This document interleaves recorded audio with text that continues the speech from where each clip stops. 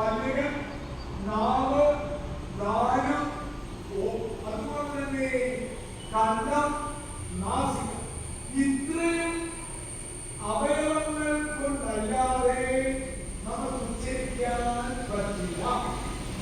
അപ്പോൾ ഇതുകൊണ്ടൊന്നും ഓങ്കാരത്തെ ഉച്ചരിക്കാൻ കഴിയില്ല എന്ന് പറയുന്നു. അപ്പോൾ ഓങ്കാരം ഉച്ചരിക്കാൻ കഴിയുന്നതല്ല, അപ്പോൾ അക്ഷരമല്ല, അപ്പോൾ സ്വാഭാവികമായിട്ടും അറിയില്ല, അർത്ഥവും ഇല്ല. അതിനർത്ഥം എന്താ? അർത്ഥം പറഞ്ഞാൽ ഒരു പദത്തിന് അർത്ഥം പറയുന്നത് ഒരു പേജ് അഥവാ 2 പേജുകൾ ഒരു ഡിക്ഷണറി മുഴുവൻ പോലും കഴിയില്ല. പക്ഷേ ഓങ്കാരമോ ഈ പ്രപഞ്ചത്തോടോ വ്യാപ്തമായിരിക്കുന്നതാണ്. ആ വ്യാപ്തമായിരിക്കും എന്ത് ചെയ്യാൻ പറ്റില്ല, അർത്ഥം പറയാൻ പറ്റില്ല. കാരണം ഓങ്കാരമാകുന്നതിന് അർത്ഥം എഴുതണമെങ്കിൽ ഒരു സ്പേസ് വേണ്ടേ, ഇടം വേണ്ടേ? അതിനിടമില്ല. അവിടെയും എന്താണ്? അവിടെയും എന്താ? ഓങ്കാരമാണ്. സർവത്ര നിറഞ്ഞിരിക്കുന്നതാണ് ഓങ്കാരം. ആ സർവത്ര നിറഞ്ഞിരിക്കുന്ന ഓങ്കാരം അർത്ഥരഹിതമാണ്. എന്നാൽ അതിന് മാത്രമേ ഉള്ളൂ അർത്ഥം.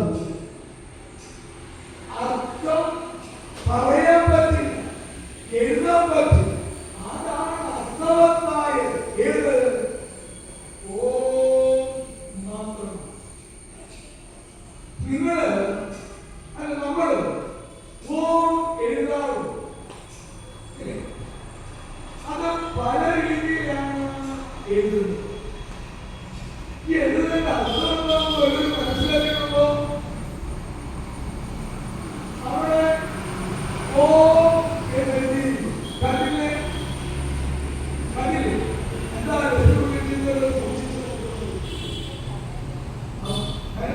ഞാൻ മുന്നോട്ട് നോക്കുമ്പോ എന്നെ സൂക്ഷിച്ചു നോക്കിയിട്ടെന്താ കാര്യം? അപ്പോ എന്താ ഇതെന്താ ഇങ്ങനെ എഴുതിയിരിക്കുന്നത് അറിയാം? ഇതെന്താ ഇങ്ങനെ എഴുതിയിരിക്കുന്നത്? ഇങ്ങനെ മനസ്സിലിരിക്കേണ്ട കാര്യമെന്താ? ഇങ്ങനെ നാട്ടുകാരല്ലേ ഇവിടെ വന്ന് മാറിയാണ്ട് അടിയങ്ങളെ തൊഴിലെ ചെന്നവരല്ലേ?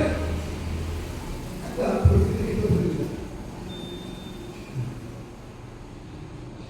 അല്ലേ? എന്താ ഇങ്ങനെ എഴുതുന്ന കാര്യം?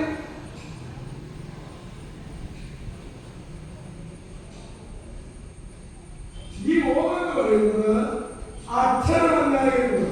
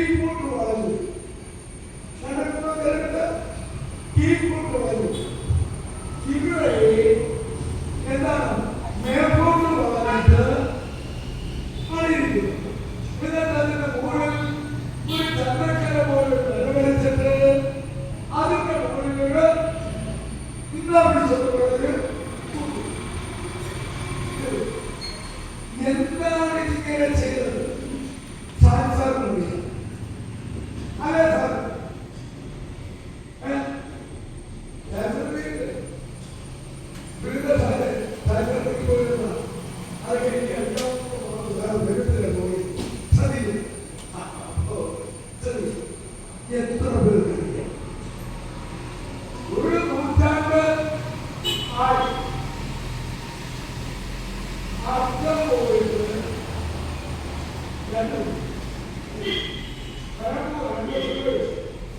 അപ്പോ ഓങ്കാരത്തിന്റെ അർത്ഥം അറിയില്ല. ഈ ഓങ്കാരത്തിന്റെ ഓങ്കാരം എഴുതാൻ പോലും കഴിയില്ല, വരയ്ക്കാൻ പോലും കഴിയില്ല.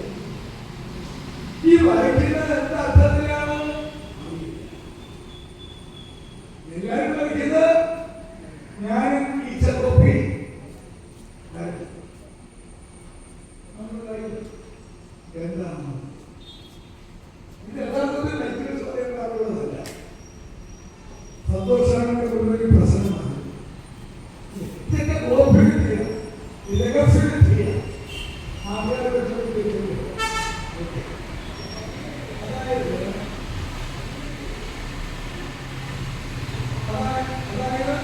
മൂന്ന് പോലെ വരച്ചിട്ട്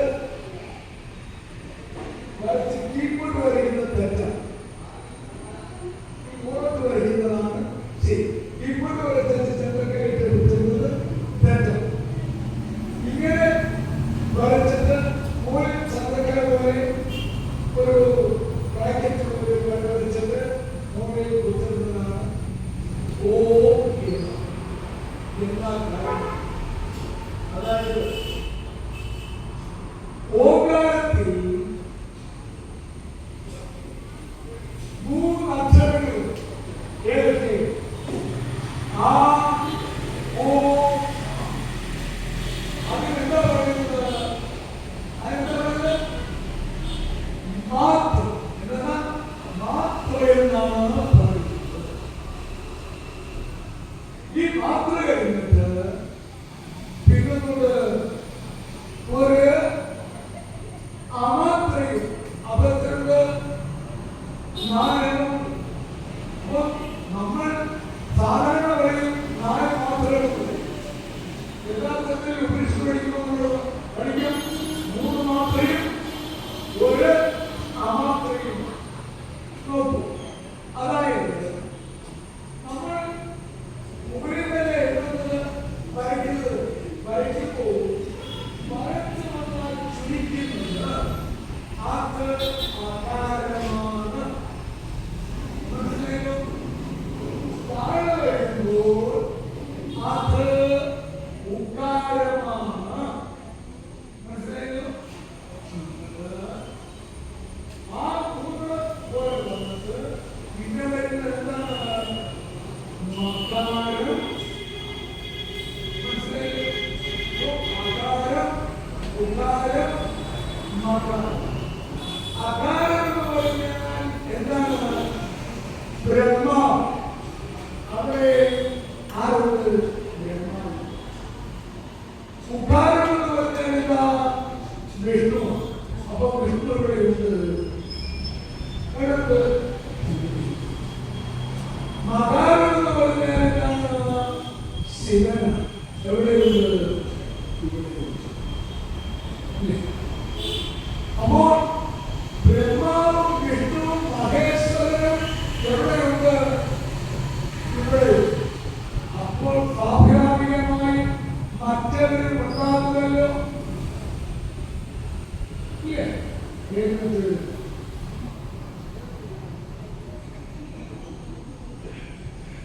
ഏത് മറ്റവര് തലവിലും തരത്തിന് കേട്ടാ തോന്നും. പിന്നെ ആദിശങ്കരൻ കഴിയില്ലാത്തതും കേരളത്തിലും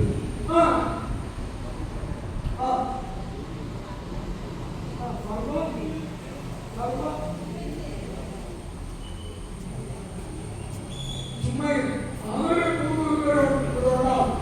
ആര്? ഇതിലും. അപ്പൊ അവര് മൂന്ന് പേരുള്ളപ്പോൾ മറ്റവരും ഉണ്ടാവും.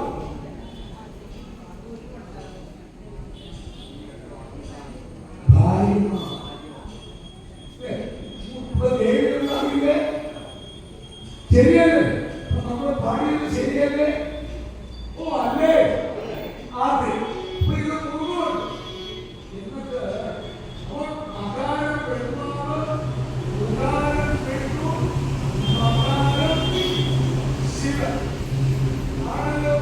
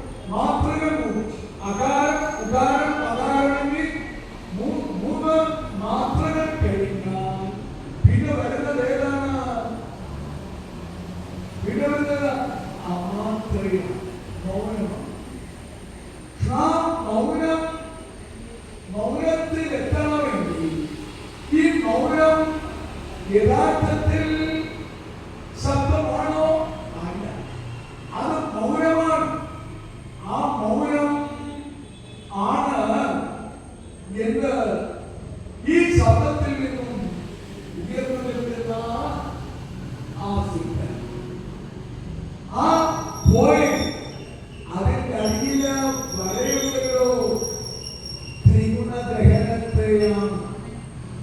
ത്രിഗുണങ്ങളെ ദഹിപ്പിച്ചു കഴിഞ്ഞാൽ ഏത് അമാത്രയായ ഇതാണ് ഓങ്കാരൂപത്തിന്റെ അർത്ഥം.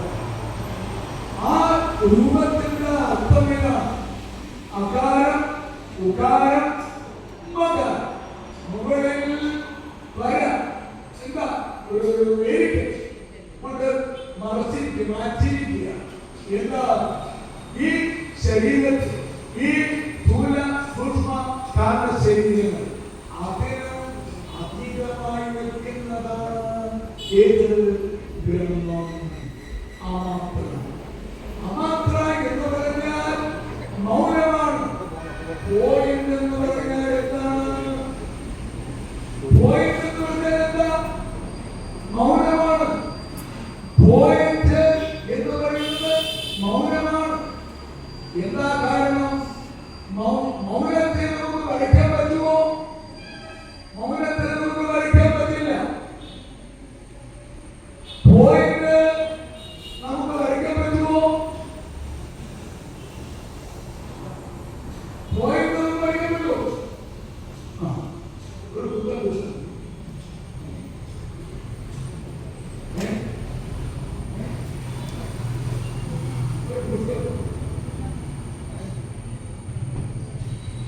അത് പോയിന്റല്ല.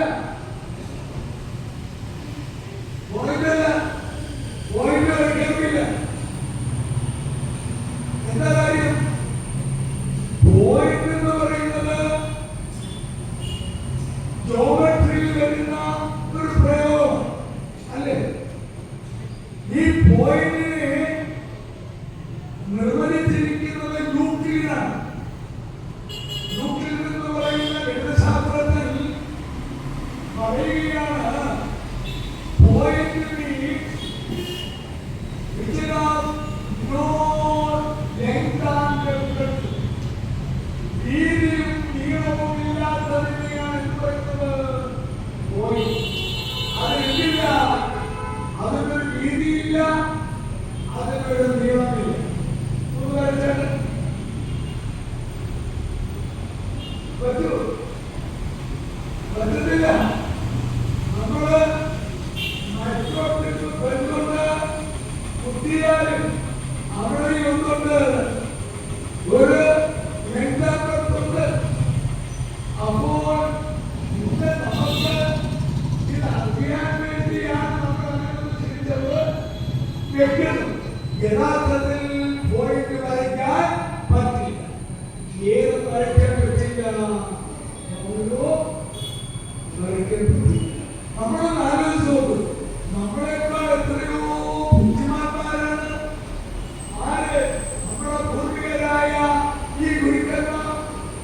മൗനത്തെ റെപ്രസെന്റ് ചെയ്യാൻ ഒരു വരയില കൊടുത്തത്, ഒരു കുടിയില കൊടുത്തത് ഇല്ലേ? ഒന്നുമല്ല കൊടുത്തത്. എന്താ കൊടുത്തത്? മൗനത്തെ വ്യാഖ്യാനം ചെയ്യാൻ എന്തിനെ കഴിയൂ? പോയിന്റിനെ കഴിയൂ. കാരണം മൗനം നമുക്ക് ലിഖിതമാക്കാൻ പറ്റില്ല, പറയാൻ പോലും പറ്റില്ല. അങ്ങനെയുള്ള മൗനത്തെ ഓങ്കാര രൂപത്തിൽ എങ്ങനെ പ്രസംഗിക്കാൻ കഴിയും? ഏത് മാത്രമേ പറ്റൂ? ബിന്ദു. പോയിന്റ് ഒരു ബിന്ദു മാത്രമാണ്. ആ ബിന്ദു എന്ന് പറയുന്നത് എന്താണെന്നാ പറഞ്ഞത്? വീതിയോ നീളമോ ഇല്ലാത്ത ഒന്നാണ് ഏത്? ബിന്ദു എന്ന് പറയുന്നത്. അപ്പോൾ ഒരിക്കലും ഒരു ബിന്ദുവിനെ നമുക്ക് വരയ്ക്കാൻ പറ്റില്ല എന്ന് അർത്ഥം. എങ്കിലും നമുക്ക് മനസ്സിലാക്കാൻ വേണ്ടി നമ്മളതിനെ ഒരു സംഖ്യയായിട്ട് അവിടെ ഉപയോഗിക്കുന്നു. അത് മൗനത്തെ റെപ്രസെന്റ് ചെയ്യും.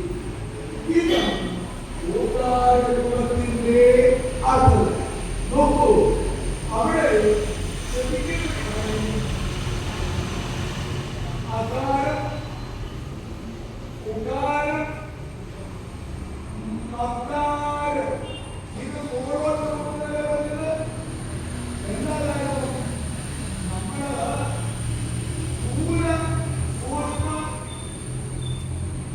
കാരണ ശരീരങ്ങളിൽ നിന്നും ഉയർന്നാണ് പോകുന്നത്. ഊർധമുഖത്തെ കാണിക്കുന്നു. ആ ഊർധമുഖത്തിലാണ്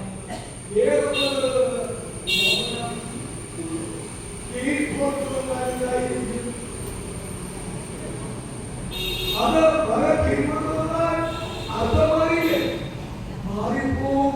പക്ഷേ മാറിയില്ല. പല ക്ഷേത്രങ്ങളിലും തെറ്റായ രീതിയിലാണ് അവരെ ചോദിക്കുന്നത്. അമോഘമായ ഓകാരണം. ഒന്നാമത്തെ കാര്യം, ഈ ക്ഷേത്രങ്ങളുടെ നടത്തുന്നതൊക്കെ ഇതുമായിട്ട് യാതൊരു ബന്ധവുമില്ലാത്ത ആളുകൾ. ഇപ്പോൾ ഞങ്ങളുടെ നാട്ടിൽ കായംകുളത്തൊരു പുതിയ ശ്രീകൃഷ്ണ സ്വാമി ക്ഷേത്രം, ആ ശ്രീകൃഷ്ണ സ്വാമി ക്ഷേത്രത്തിൽ ഒരു ഗോപുരമുണ്ടാക്കിയപ്പോൾ അതിന്റെ മുകളിൽ ശില്പമുണ്ടാക്കി വെച്ചിരിക്കുന്നു. ശില്പമുണ്ടാക്കി വെച്ചത് ഓപ്പൺ ചെയ്തപ്പോഴും നമ്മുടെ ദൃഷ്ടിയിൽ വെച്ചത് എന്താണ്? അത് അർജുനൻ തേര് കളിക്കുന്നത് ഭഗവാൻ ശ്രീകൃഷ്ണൻ. ആ തേരിൽ ഒരു കൊടിയുണ്ട്. ആ കൊടിയുടെ അടയാളം കൊടിയുടെ അടയാളം എന്താണ്? ആഞ്ജനേയനാണ്.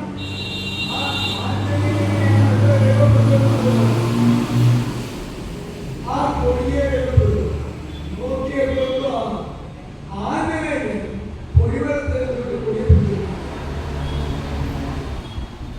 കൊടിവരത്തെ വിട്ടുകൊണ്ടിരിക്കുക. അപ്പോൾ അനുഭവപ്പെട്ട ആളുകളോട് ഞാൻ പറഞ്ഞു, തെറ്റാണല്ലോ എന്നുള്ളത്. അത് ദേവസ്വം ബോർഡിൽ നിന്ന് അങ്ങനെയാണ് വന്നത്. ആ ഡിസൈനാണ്. അപ്പോൾ ഇവിടെ കുഴപ്പം, അവിടെ കുഴപ്പം, അത് കുഴപ്പം. അപ്പോൾ ഇത് തെറ്റായ രീതിയിലാണ് ഉണ്ടാക്കി വെച്ചിരിക്കുന്നത്. അതേപോലെ തന്നെ ക്ഷേത്രത്തിന്റെ കിഴക്കുവശത്ത് ഒരു കുളമുണ്ട്. അവിടെ കാളിയമന്ദിരം ഉണ്ടാക്കി വെച്ചു. അതും ഇതോടൊപ്പം ചെയ്തതാണ്. നോക്കിയപ്പോൾ കാളിയന്റെ ശിരസിന്റെ താഴെ ശ്രീകൃഷ്ണൻ ഓടക്കുടലുമായി പുള്ളിവരിച്ചിട്ട് എവിടെ എഴുതാണെന്ന് പറഞ്ഞിരുന്ന ഉടൻ വ്യക്തിത്വം ഇങ്ങനെയൊരു ഭാവമുണ്ട് ഭഗവാൻ എന്ന് നിങ്ങൾ മനസ്സിലാക്കുക. ഞാൻ അവർക്ക് കാളിയ വർദ്ധനമല്ലേ, കാളിയന്റെ ശിരസിൽ കയറി പാട്ടുപാടി നൃത്തം ചെയ്യുമ്പോഴാണ് രക്തം കൗട്ടിയും ഒക്കെ ചെയ്യുന്നത്. ഇതെന്താ കാണിച്ചത്? പിള്ളേരല്ലേ ഇതെല്ലാം കണ്ടല്ലേ പഠിക്കുന്നത്. എങ്ങനെ അവർ വലുതായിരിക്കും? അപ്പോൾ ഞാൻ പറഞ്ഞ കാര്യം, പലയിടങ്ങളിലും ആരാധന നടത്തുന്നെങ്കിലും അതിന്റെ അർത്ഥതലത്തെ അറിയില്ല. അപ്പോൾ ക്ഷേത്രത്തിൽ പോയി ആരാധന നടത്തിയവരുടെ പൂർത്തിയാണ്. ഒരു ദേവതയോട് ആരാധിക്കും. ആരാധിച്ചാൽ നമുക്ക് 3 കാര്യങ്ങൾ കിട്ടും. എന്തൊക്കെയാണ്? ധർമ്മം, അർത്ഥം, കാമം. ഇത് 3 കിട്ടും. അവിടെ അകാരവും ഉദാരവും അകാരമേ ഉള്ളൂ. കാരണം ദൂരം പുഷ്പം കാരണരൂപങ്ങൾ മാത്രമാണ്. അതുകൊണ്ട് ധർമ്മം, അർത്ഥം, കാമം മാത്രമേ കിട്ടിയുള്ളൂ. എന്നാൽ നമ്മുടെ ഇവിടെ ഓകാരത്തിൽ അകാരമുണ്ട്, ഉകാരമുണ്ട്, മകാരമുണ്ട്, പിന്നെന്തുണ്ട്? അമാത്ര. അപ്പോൾ നമ്മൾക്ക് എന്തൊക്കെ കിട്ടും? ധർമ്മം, അർത്ഥം, കാമം, മോക്ഷം. അപ്പോൾ മറ്റ് ഏതൊരു ക്ഷേത്രത്തിൽ പോകുന്ന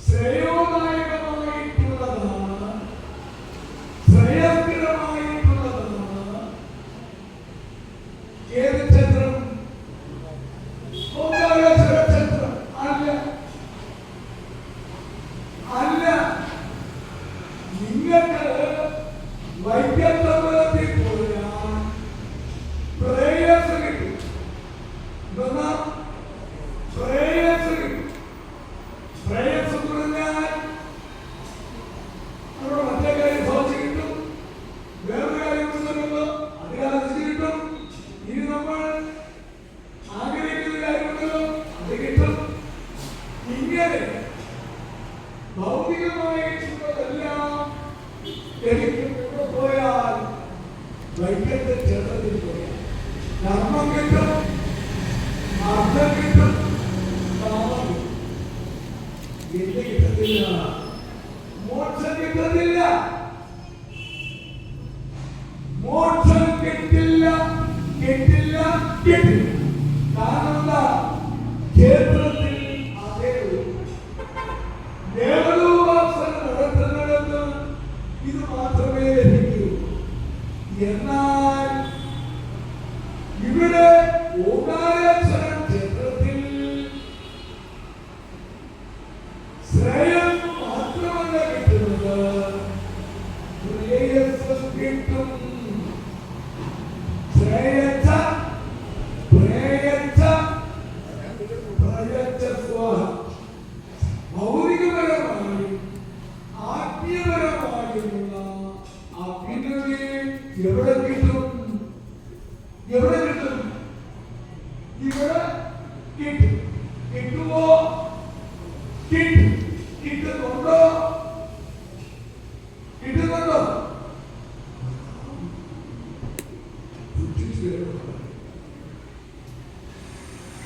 കിട്ടുമോ? ഇവിടെ വന്നാൽ കിട്ടുമോ? ഇവിടെ വന്നാൽ കിട്ടും. ഇവിടെ വന്നാൽ കിട്ടണമെങ്കിൽ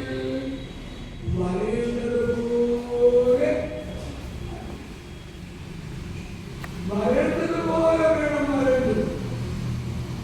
നിങ്ങളൊരു വീട്ടിൽ വിരുന്നിന് പോവുകയാണെങ്കിൽ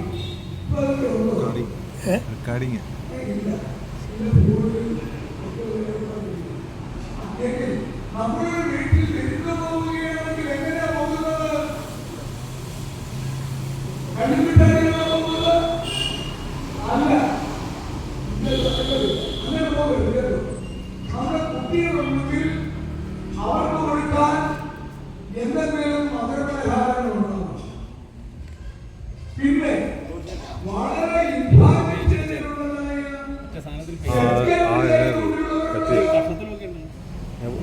പള്ളിയിലുണ്ടായിരുന്നു.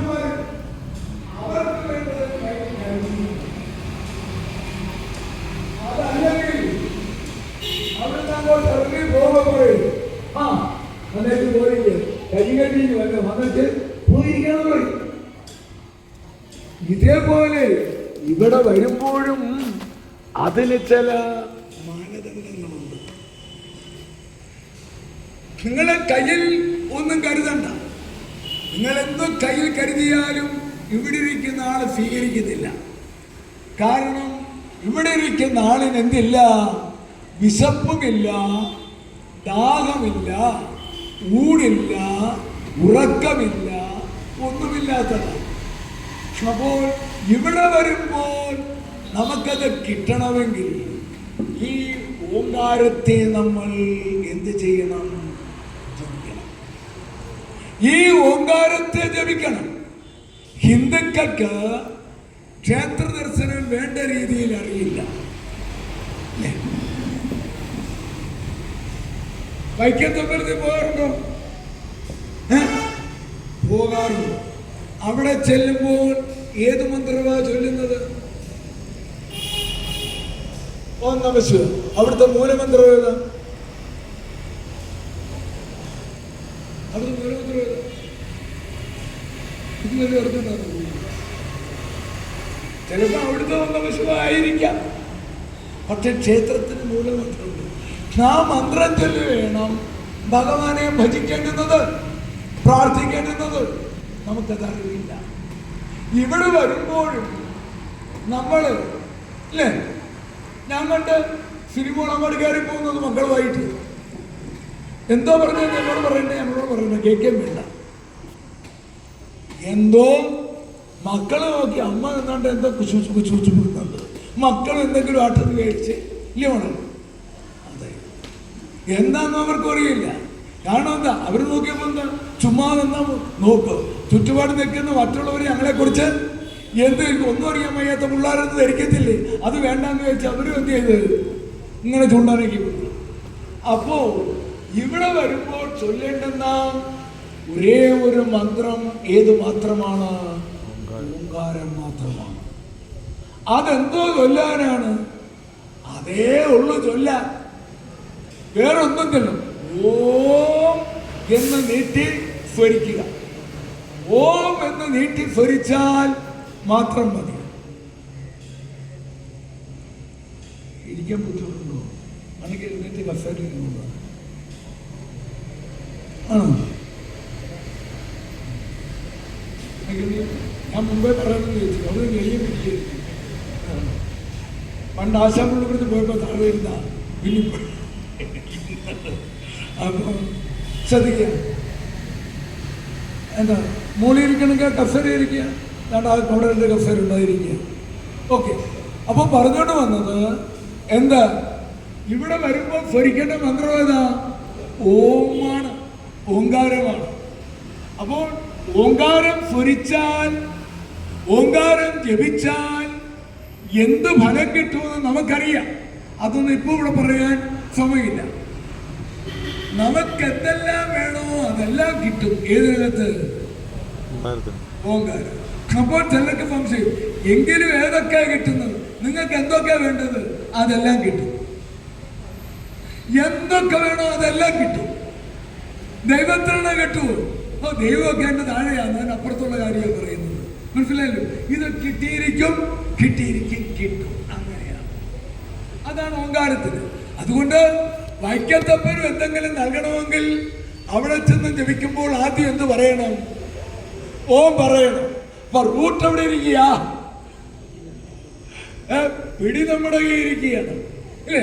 അപ്പോ ഈ ഓങ്കാരം ജപിക്കുമ്പോൾ അത് 4 രീതിയിലാണ് അത് ജപിക്കേണ്ടത്. അത് ഒന്നാമത്തത് അകാരപ്രധാനമായ ഓങ്കാരം, രണ്ടാമത്തത് ഉകാരപ്രധാനമായ ഓങ്കാരം, മൂന്നാമത്തത് മകാരപ്രധാനമായ ഓങ്കാരം, നാലാമത്തത് ഇത്രയാണ്.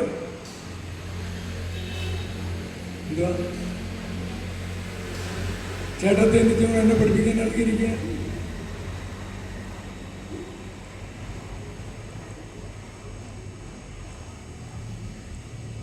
വിളച്ചിലല്ല, അതൊന്നുമില്ല. നോക്കൂ, ഞാനൊന്നുകൂടെ പറയാം. അകാരപ്രധാനമായ ഓങ്കാരം, ഉകാരപ്രധാനമായ ഓങ്കാരം, മകാരപ്രധാനമായ ഓങ്കാരം.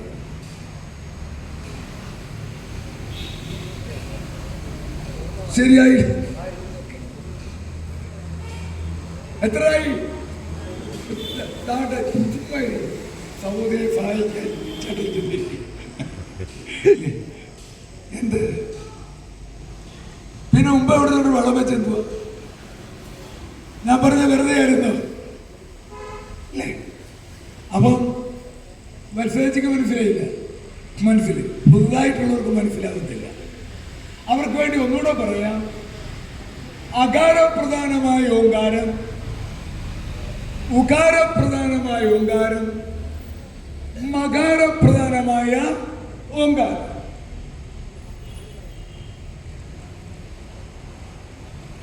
ഇങ്ങനെ ആ ചേട്ടനാകെ വിഷമിച്ച് യവൻ എന്തിരുന്നായും പറയുന്നതെന്നാല് അങ്ങക്ക് മനസ്സിലായോ? മനസ്സിലായില്ല. അതാണ് എന്റെ വിജയം. ശ്രദ്ധിച്ചു, എല്ലാം മനസ്സിലായാൽ അതിനകത്ത് യാതൊരു അർത്ഥമില്ല. നമ്മൾ പറയുന്നത് കുറെയൊക്കെ ചിലർക്ക് മനസ്സിലാവാതിരിക്കണം, ഇല്ലേ? നമുക്കൊരു ക്രെഡിറ്റ് ഉണ്ട്. ചേട്ടാ, നാലാമത്തത് മൗനമാണ്. മൗനം മനസ്സിലായല്ലോ? അപ്പൊ നാലാമത്തത് ഞാൻ മൗനമെന്ന് പറഞ്ഞാൽ മൗനമല്ലാതായി തീർന്നില്ലേ? നാലാമത്തത് മൗനം എന്ന് ഞാൻ പറഞ്ഞാൽ മൗനമല്ലാതായി തീരുകയല്ലേ? അത് ശബ്ദമല്ലേ? അതെ.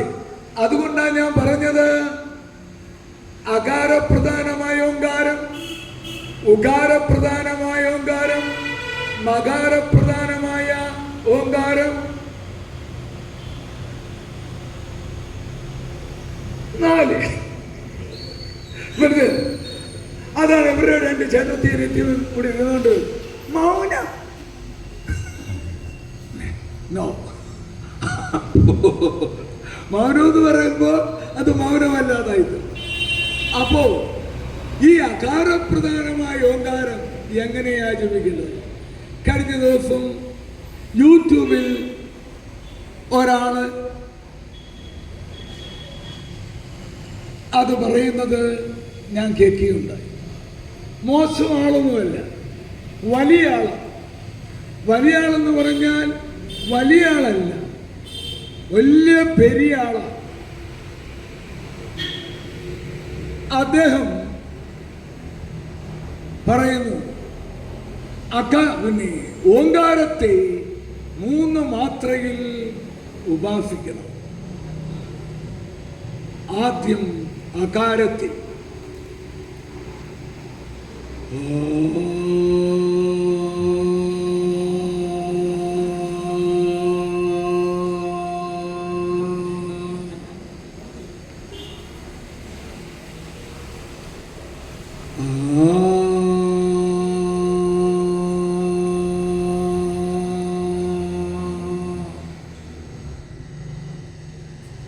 വായിക്കോട്ടെ ഇടാനുള്ള നല്ലത്. ആ എന്ന് പറഞ്ഞാൽ അത് ഓങ്കാരമല്ലപ്പ. കാര്യം എന്താ? അതിൽ ഉകാരവും മകാരവും വന്നില്ല. ഓമാകണമെങ്കിൽ അത്രയും വേണ്ടേ? അത് 3 വേണം. മൗനവും ഉണ്ടാകണം, 4 ഉണ്ടായിരിക്കണം. എന്നിട്ട് രണ്ടാമത്തത് അത് പഠിപ്പിക്കുകയാണ് ഒരു വലിയ സദസ്സിനെ.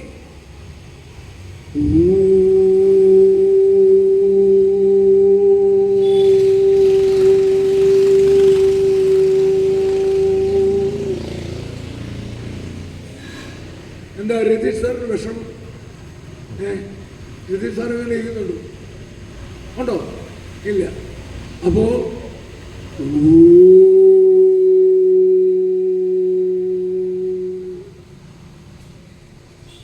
മകാരം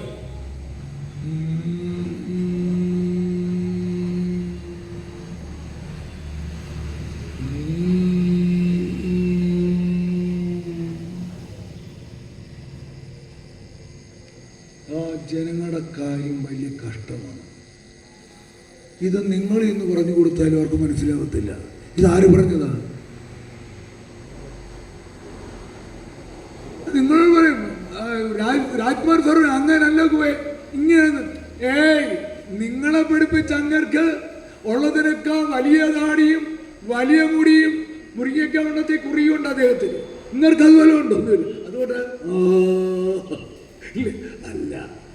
ആ എന്ന് പറഞ്ഞാൽ ഓമല്ല, ഊ എന്ന് പറഞ്ഞാൽ ഓമല്ല, എന്ന് പറഞ്ഞാൽ ഓമല്ല.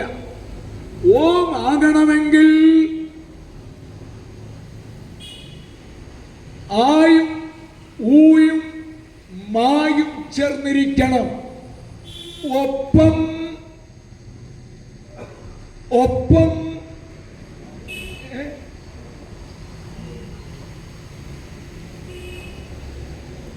നാണ്ടെ ചേച്ചിയോട് ഉപദ്രവിക്കരുതേട്ടനെ. ഇത് വീട് അല്ല,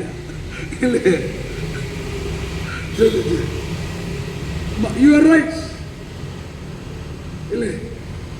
ചേച്ചി പറഞ്ഞ റൈറ്റാണ്. പക്ഷെ മൗനം എന്ന് പറഞ്ഞാൽ പോയില്ലേ? പോയി. അപ്പം മൗനമായി ഇത്ര ഉണ്ടായിരിക്കണം. അപ്പൊ അതെങ്ങനെയാണ്? അത്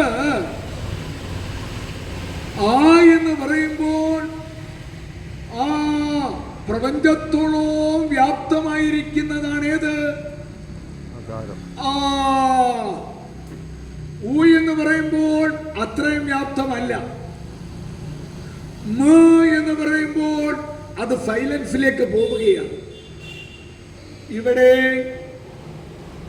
ശബ്ദത്തെ 4 തരത്തിൽ വിഭജിച്ചിട്ടുണ്ട്. ശ്രദ്ധിക്കണം. ഓങ്കാരത്തിൽ എത്ര മാത്രകളുണ്ട്? 4 മാത്ര, 4 മാത്ര, ഒരു അമാത്ര. അമാത്രയ്ക്കാണ് എന്ത്? മൗനമെന്ന് പറയുന്നത്. മനസ്സിലായില്ലേ? മൗനം. ഇത് 4 ചേരുന്നതാണ് ഏത്? ഓം. ഇത് കൃഷ്ണായ നമഃ, ഗോവിന്ദായ നമഃ, ഭാർഗവായ നമഃ, ശങ്കരായ നമഃ, ശിവായ നമഃ, ദേവിയെ നമഃ. എന്തല്ല? ഓമല്ല. തെറ്റ് തെറ്റ് തെറ്റ്.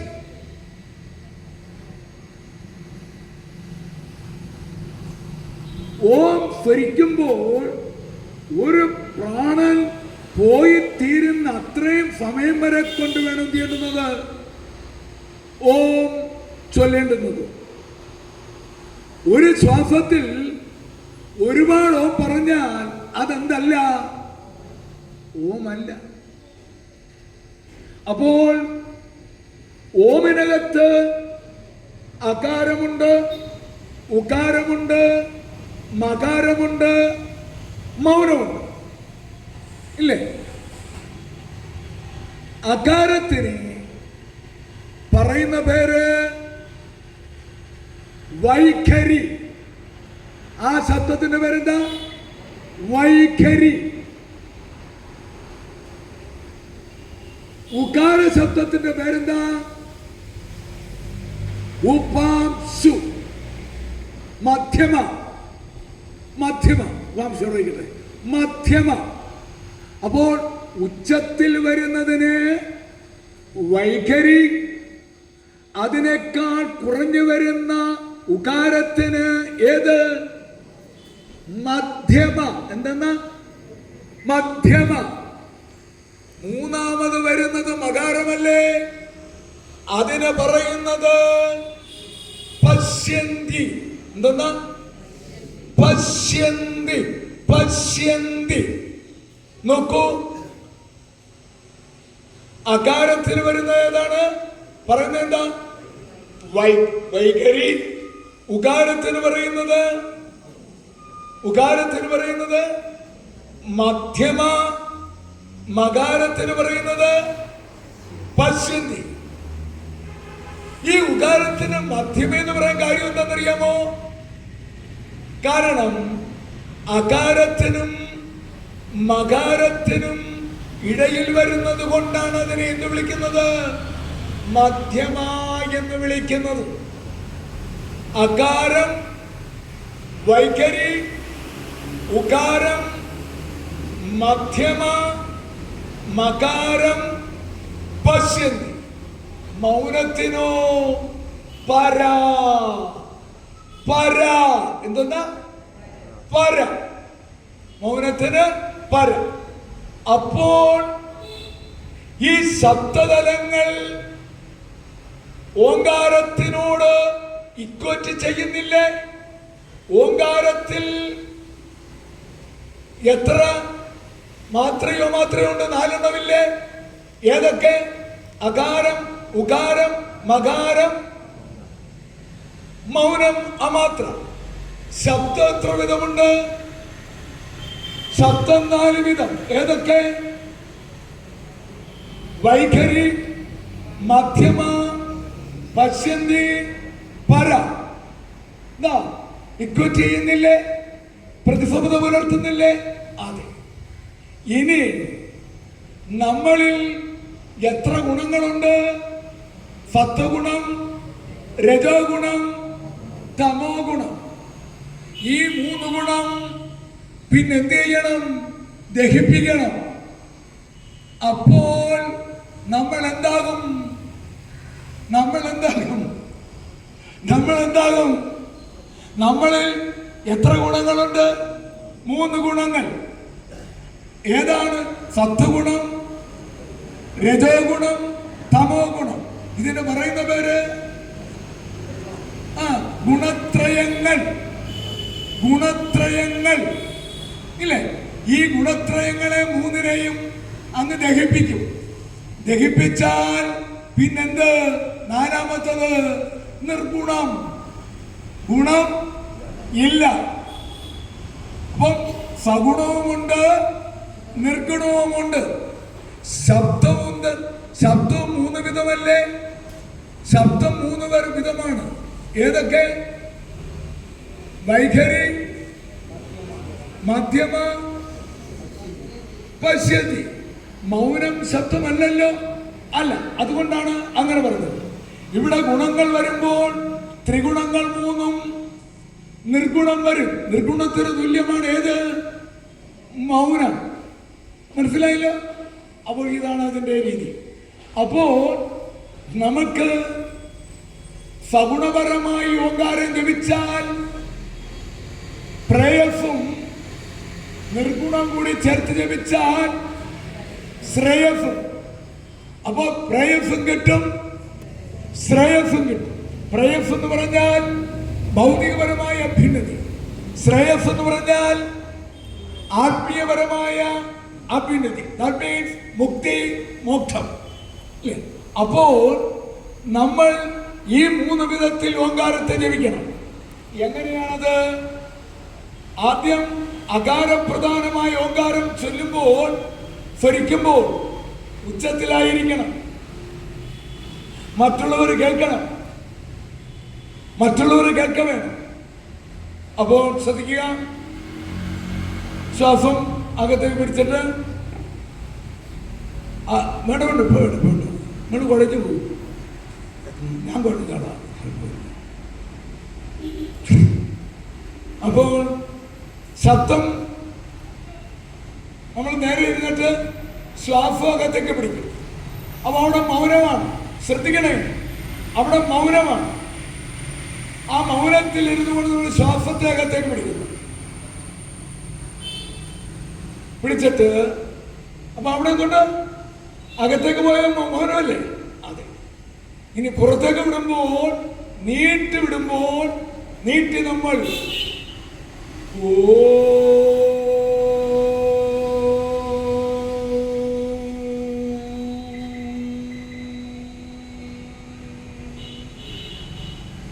ഇങ്ങനെ വിടും. ഇങ്ങനെ വിടുമ്പോൾ അതിനെ വൈഖരിയിൽ സ്വരിക്കുന്നതിനെയാണ് അകാരപ്രധാനമായ ഓങ്കാരം. അല്ലാതെ വെറുതെ ഇരുന്നുണ്ട് ആ ചൊല്ലിയാൽ എന്താവത്തില്ല? ഓങ്കാരം ആവില്ല, ഒരു കാര്യം കിട്ടില്ല. അതുകൊണ്ട് ഉച്ചസ്ഥായിയിൽ ചൊല്ലുക. അപ്പൊ ചൊല്ലുമ്പോൾ എന്ത് വേണം? നമ്മള് അകത്തേക്ക് ശ്വാസം പിടിച്ചതിനെ എങ്ങനെ മൗനമായി പിടിക്കുക. ശ്രദ്ധിക്കണേ, പുറത്തേക്ക് വിടുമ്പോൾ ഓം എന്ന് സ്വരിക്കുമ്പോൾ നമ്മുടെ ആ ശബ്ദമുണ്ടല്ലോ, നമ്മളിൽ നിന്നും നിർഗളിക്കുന്ന, വിനർഗളിക്കുന്ന ആ നാദമുണ്ടല്ലോ, ഓ അതിനെ ശ്രദ്ധിക്കണം. അതിൻ്റെ ആ സൗന്ദര്യത്തെ ശ്രദ്ധിക്കണം. വെറുതെ വേണ്ട. എന്നിട്ട് വീണ്ടും ശ്വാസം അകത്തേക്ക് പിടിക്കും. പിടിക്കുമ്പോൾ മൗനമായിട്ടാണ് പിടിക്കുന്നത്. വീണ്ടും നമ്മൾ പുറത്തേക്ക് വിടുമ്പോൾ ഓം എന്ന് നീട്ടി സ്വരിച്ചുകൊണ്ട് പുറത്തേക്ക് വിടുമ്പോൾ നമ്മൾ എന്തിനെയാ ശ്രദ്ധിക്കുന്നത്? ആ നാദത്തെയാണ് ശ്രദ്ധിക്കുന്നത്. മനസ്സിലായല്ലോ? അതാണ് അകാരപ്രധാനമായ ഓങ്കാരം. അത് ജപിച്ചാൽ കിട്ടുന്ന ഫലമൊക്കെ മാണ്ഡ്യകോവിലിൽ പറയുന്നുണ്ട്. അതൊക്കെ പിന്നാലെ നിങ്ങൾക്കറിയാം, അറിയാവുന്നവരുണ്ട്, ഞാൻ ആവർത്തിക്കുന്നില്ല. അതുകൊണ്ട് നോക്കൂ, രണ്ടാമത്തത് ഉകാരപ്രധാനമായ ഓങ്കാരമാണ്. ഉകാരപ്രധാനമായ ഓങ്കാരം ഊ എന്നും പറഞ്ഞുകൊണ്ടിരിക്കുകയല്ല, പിന്നെങ്ങനാകണം? അതായത് നമ്മൾ മധ്യമയിൽ ചൊല്ലണം. മധ്യമയിൽ ചൊല്ലുക എന്ന് പറഞ്ഞാൽ ഉച്ചത്തിനും ഏറ്റവും ചെറുതായിട്ടുള്ളതിനും ഇടയിലല്ലേ മധ്യമം. അതെന്ന് പറയുമ്പോൾ നമ്മൾ മൗനമായി ശ്വാസം അകത്തേക്ക് പിടിക്കുന്നു. പുറത്തേക്ക് വിടുമ്പോൾ നാം മാത്രം കേൾക്കത്തക്ക രീതിയിൽ ഓ എന്ന് സ്വരിക്കുന്നു. അപ്പോൾ അതെന്തായി? ഊവായില്ലേ? ഉകാരപ്രധാനമായ ഓങ്കാരമായില്ലേ? ആയി. അപ്പോൾ അവിടെ ശ്രദ്ധിക്കേണ്ട ഒരു കാര്യം, നമ്മൾ ആദ്യം അകാരപ്രധാനമായതിൽ മൗനത്തോടുകൂടി ശ്വാസം പിടിച്ചു, ഹൈ പവർഫുൾ സൗണ്ട് വെളിയിലേക്ക് പോയി. എന്നാൽ രണ്ടാമത് വന്നപ്പോൾ ശ്വാസം പിടിച്ചപ്പോൾ മൗനമാണ്. പുറത്തേക്ക് വിട്ടപ്പോൾ ശബ്ദത്തിന്റെ വെലോസിറ്റി കുറഞ്ഞില്ലേ? അതിന്റെ വോളിയം കുറഞ്ഞില്ലേ? കുറഞ്ഞ് നമ്മളെ മാത്രം കേൾക്കുന്ന പരുവത്തിൽ വരുന്നു. അപ്പോൾ ശബ്ദത്തിന്റെ അളവ് കുറയുകയും മൗനത്തിന്റെ അളവ് കൂടി വരികയാണ് ചെയ്യുന്നത്. ഇതാണ് ഉകാരപ്രധാനമായ ഓങ്കാരം. മൂന്നാമത്തത് മകാരപ്രധാനമായ ഓങ്കാരം എന്ന് പറയുമ്പോൾ ശ്വാസം മൗനമായി അകത്തേക്ക് പിടിക്കുന്നു. പിടിച്ചു കഴിഞ്ഞിട്ട് എന്ത് ചെയ്യുന്നു? നമ്മൾ ചുണ്ടും നാവുമെല്ലാം അങ്ങ് അടയ്ക്കുന്നു. ചുണ്ടും നാവുമെല്ലാം അടച്ചിട്ട് മനസ്സിൽ മാത്രം ഓം എന്ന് ചൊല്ലുന്നു. മനസ്സിൽ മാത്രം ഓം എന്ന് സ്വരിക്കുന്നു. ആദ്യം ചൊല്ലിയപ്പോൾ ചുറ്റുപാടിൽ നിന്നവർക്ക് കേൾക്കാമായിരുന്നു. രണ്ടാമത് ചൊല്ലിയപ്പോൾ ആർക്ക് മാത്രം? നമുക്ക് മാത്രം കേൾക്കാമായിരുന്നു. ഇപ്പോഴോ നമുക്കും കേൾക്കാൻ വയ്യ. നിങ്ങളെ കേട്ടിട്ടുണ്ടായിരിക്കാം. ധ്യാനിക്കുമ്പോൾ ഇന്ദ്രിയ നിഗ്രഹം വരുത്തണമെന്ന്. ഇന്ദ്രിയ നിഗ്രഹം വരുത്തുന്നതിന് പൊട്ടാസ് പൊട്ടിച്ചോ പടക്കം പൊട്ടിച്ചോ അല്ല. എങ്ങനെയാണ്? ഇപ്പോൾ നമ്മൾ മനസ്സുകൊണ്ട് മാത്രം ജപിച്ചപ്പോൾ നമ്മളുടെ ചെവി പ്രവർത്തനം നിഗ്രഹിക്കപ്പെട്ടില്ലേ? പെട്ടില്ലേ? അവിടെ ചെവി കേൾക്കുന്നില്ല. നാവ് കൊണ്ട് ചൊല്ലുന്നില്ല. അപ്പോൾ ആ നാക്കെന്ന ഇന്ദ്രിയവും നിഗ്രഹിക്കപ്പെട്ടില്ലേ? പെട്ടു. ചുണ്ടനങ്ങുന്നില്ല.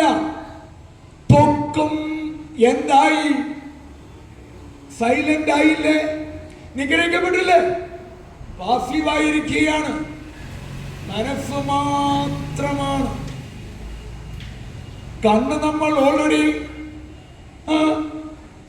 അടഞ്ഞിരിക്കുകയാണ്. അപ്പൊ എത്ര എണ്ണമായി?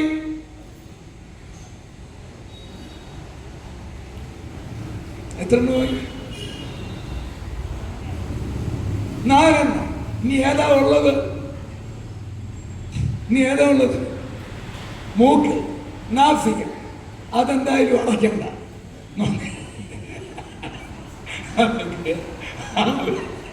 ആവശ്യമുണ്ട്. കാരണം അവിടെ നമ്മൾ ഏതിനെയാണ് കയറ്റിറക്കി വിടുന്നത്? ഓങ്കാരത്തെയാണ്. മനസ്സിലായി? അപ്പൊ വല്ലതുമല്ല അല്ലെ? അതിനെയും നമ്മൾ എന്ത് ചെയ്തിരിക്കുകയാണ്? ഭൗതിക അർത്ഥത്തിൽ ബ്ലോക്ക് ചെയ്തിരിക്കുകയാണ്. നോക്കൂ, ഇത് കഴിഞ്ഞിട്ട് അപ്പോൾ മനസ്സുകൊണ്ട് മാത്രം, അതാണ് മകാരപ്രധാനമായ ഓങ്കാരം. പശ്യന്തി പശ്യന്തി പശ്യന്തി പശ്യന്തി. മനസ്സിലായല്ലോ?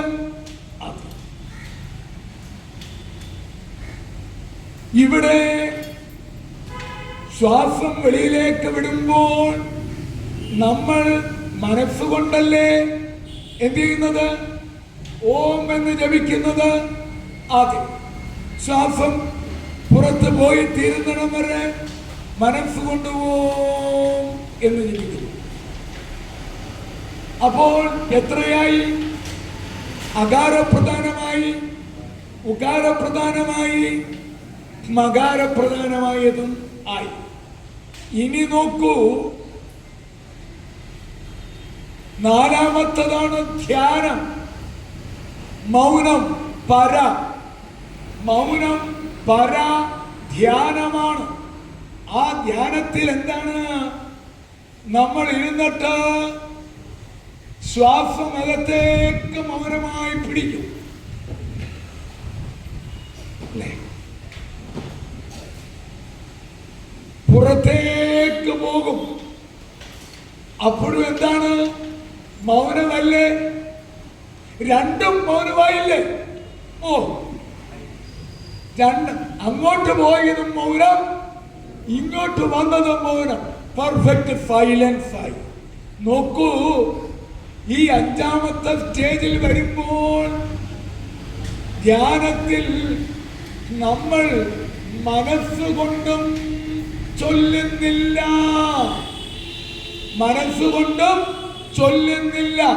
അപ്പോൾ എന്തിനേയും ബന്ധാക്കി? മനസ്സിനെയും അല്ലേ? അപ്പോൾ കരുവിനെ കണ്ണുകൾ അഞ്ചുമുള്ളടക്കി തെരുതര വീണ് വണങ്ങിയോതിടേണം. അപ്പോൾ നമ്മളുടെ അഞ്ചിന്ദ്രിയങ്ങളെയും മനസ്സിനെയും നമ്മൾ നിഗ്രഹിച്ചു. നിങ്ങളിൽ ചിലരെനിക്കറിയാം, അവർ ഇന്ദ്രിയ നിഗ്രഹം നടത്താൻ വേണ്ടി എന്തെല്ലാം പണിയാ നടത്തുന്നത്. എന്നിട്ട് ചെന്നിട്ട് പറയും, എനിക്കങ്ങോട്ട് നിഗ്രഹം അങ്ങോട്ട് ആകുന്നില്ല.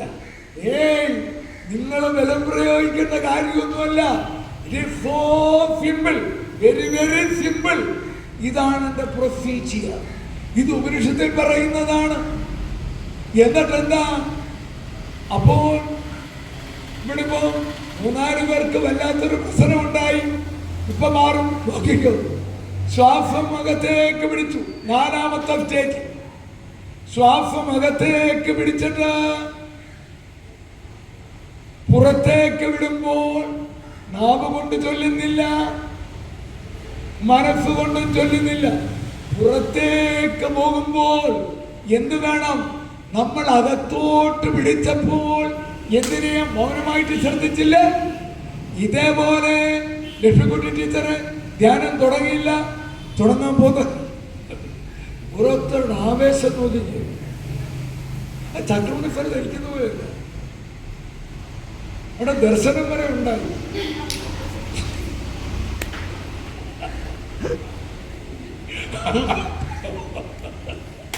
ശ്രദ്ധിച്ച് കനവ് ചൊരിച്ചതോ നടത്തിയത്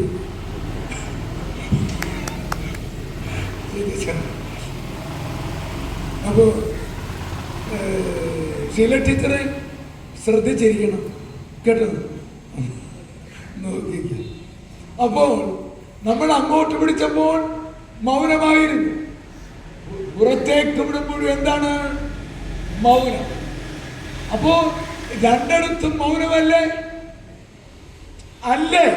അകത്തൊക്കെ പിടിച്ചതും മൗനം, ഇങ്ങോട്ട് വന്നതും മൗനം ഇല്ലേ? അപ്പോൾ അതിന്റെ അർത്ഥം എന്താണെന്നറിയാവോ?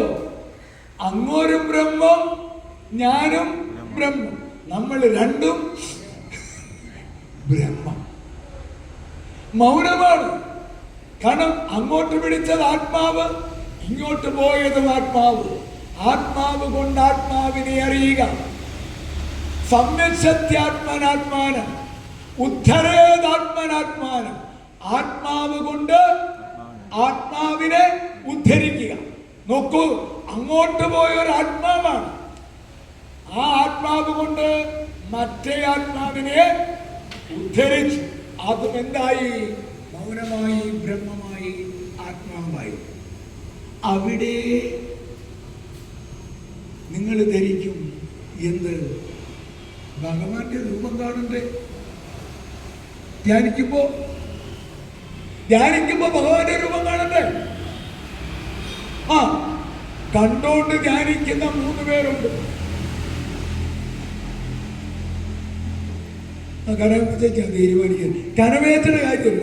വഴിയെ പോകുന്നതെല്ലാം കയറി പിടിച്ചോളൂ. ഞാനല്ല എന്ന് പറയും. വേണ്ട, വേറെ ഉണ്ട്. ദൈവത്തിനോട് ഞാനിവിടെ പേരും പറയില്ല, ചൂണ്ടിയും കാണിക്കത്തില്ല. നോക്കിക്കോ. അപ്പോൾ അതായത് ഈ ധ്യാനിക്കുമ്പോൾ എന്തുണ്ടാവാൻ പാടില്ല? ഒരു രൂപത്തെ നിങ്ങൾ കണ്ടാൽ അത് ധ്യാനമല്ല. കാരണം രൂപത്തെ നിങ്ങൾ കാണുമ്പോൾ അവിടെ ജ്ഞാനമുണ്ട്, രൂപമുണ്ട്. ദ്വൈതമായില്ലേ? ധ്യാനം ദ്വൈതമല്ല, അദ്വൈതമാണ്. അതാണ് നാരായണ ഗുരു നമ്മെ പഠിപ്പിച്ചത്. ഇവിടെ അദ്വൈതാത്മകമായ സാധനയാണ്. ഇടയ്ക്കിടയ്ക്ക് ഇവിടെ വരിക, സ്വസ്ഥമായിട്ടൊരു ഷീറ്റ് വിരിച്ചിരുന്ന് ധ്യാനിക്കുക. ഇതാണ് ചെയ്യേണ്ടത്. അതല്ലാതെ കണ്ട് വേറൊന്നല്ല. പിന്നെന്തെങ്കിലുമൊക്കെ ഇവിടെ ചെയ്യണം. കാരണം ഇത് നടത്തിക്കൊണ്ട് പോകേണ്ട കാര്യങ്ങളൊക്കെ പരമാവധി നമ്മൾ ചെയ്യണം. നോക്കൂ, അപ്പോ ധ്യാനത്തിൽ രൂപം പാടില്ല. ചിലര് പറയുമല്ലോ, ഞാൻ ധ്യാനിച്ചപ്പോൾ എനിക്ക് ഭഗവാന്റെ ഈ കോമള രൂപം ഇങ്ങനെ കാണാൻ കഴിഞ്ഞു. വന്നിട്ട് എന്റെ താടിക്ക് പിടിച്ചോ അയ്യോ എന്ന് പറയണം. എന്നിട്ട് എന്നോട് ചോദിച്ച്, മക്കളെ വത്സേ സുഖമാണോ, വരം വല്ലതും വേണ്ടോ ചോദിച്ചാൽ എന്നിട്ട് ഞാൻ മറന്നുപോയി ചോദിക്കാം. അത് കല്യാണി, നീ വല്ലതും കണ്ടെങ്കിൽ അതാരല്ല, ദൈവമല്ല. നീ ഒന്ന് കണ്ടിട്ടുണ്ടെങ്കിൽ അത് പിശാചാ. നീ മറ്റൊന്ന് കണ്ടിട്ടുണ്ടെങ്കിൽ അതെന്താ? പിശാചാണ്. ഒറ്റ ദൈവമേ ഉള്ളൂ. ആരാണ്?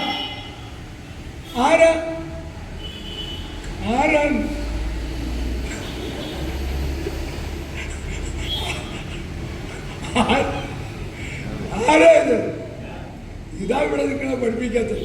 എന്തെങ്കിലും കിട്ടിയ പിന്നെ അഹങ്കാരമാണ്. ഞാനല്ലാത്തതെല്ലാം പിശാചാണ്. ഇല്ലേ? വേറൊരാളിനെ ഇവിടെ കണ്ടാൽ പിശാചാണ്. അതുകൊണ്ട് നമ്മുടെ ശാസ്ത്രം പഠിപ്പിക്കുന്നത് ഈ വരുന്നതും ഇരിക്കുന്നതും പോകുന്നവരും ആരും ഞാനല്ലാതല്ല. ആര് തന്നെയാ? ഞാൻ തന്നെയാണ്. അതല്ലേ നമ്മൾ അവരെ ഉപദ്രവിക്കാത്തത്? ഇല്ലേ?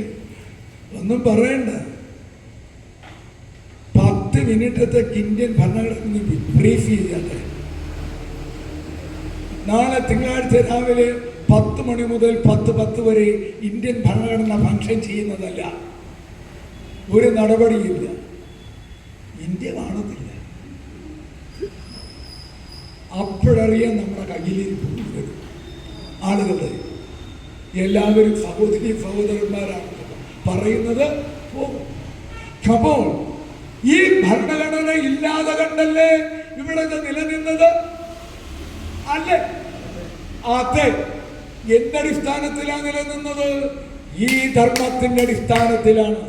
ഏത് ധർമ്മത്തിന്റെ? ഞാനും നീയും ഒന്ന് തന്നെയാണെന്ന് ഭരണഘടനയില്ലാഞ്ഞപ്പോഴും ഈ രാജ്യം നിലനിന്നതും നമ്മൾ സുരക്ഷിതമായി ജീവിച്ചതും ഈ ധർമ്മത്തിന്റെ അടിസ്ഥാനത്തിലാണ്. നോക്കൂ, അതുകൊണ്ട് രണ്ടാമതൊന്നില്ല. ധ്യാനത്തിൽ ഒന്നും കാണാനില്ല.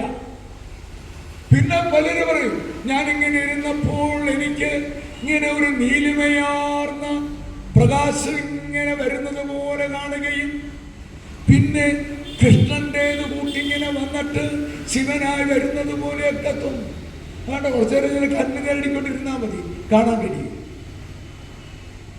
അതല്ല, അതൊന്നുമല്ല. അങ്ങനെ ആരെങ്കിലും കണ്ടിട്ടുള്ള 3 പേരുണ്ട്. അവരോട് പറയുകയാണ്, അവരാരല്ല? ദൈവമല്ല. ഈ പരമമായിരിക്കുന്ന ഓങ്കാരത്തിന് എന്തില്ല? രൂപമില്ല. അപ്പോൾ നമ്മുടെ മുന്നിൽ മുന്നിൽ പ്രത്യക്ഷപ്പെടുവോ? നിങ്ങള് വൈക്കത്തം വരുമ്പോൾ രാത്രി 11 മണിക്ക് വരുമ്പോൾ പാലത്തിന്റെ രംഗത്തെത്തുമ്പോൾ ശിവഭഗവാൻ നിൽക്കുന്നത് ഞാൻ കണ്ടു. പറയാറുണ്ട് ചിലര്, ഇല്ലേ? എന്നാൽ ഇവിടെ വന്നു കഴിഞ്ഞാൽ ആരെങ്കിലും പറഞ്ഞിട്ടുണ്ടോ പാലത്തിൽ നിന്ന് അങ്ങോട്ട് ഇറങ്ങിയപ്പോൾ ഓങ്കാരം നിൽക്കുന്നത്? നിൽക്കില്ല. ഓങ്കാരം എന്ന് പറയുന്ന രൂപമില്ലാത്തതാണ്. ഇനി ശിവനാണെങ്കിലോ അതും രൂപമില്ലാത്തതാണ്. നമ്മുടെ തോന്നലാണ്, മിഥ്യയാണ്. ഗുരുവിന്റെ ഭാഷയിൽ പറഞ്ഞാൽ ഭ്രാന്തിയാണ്.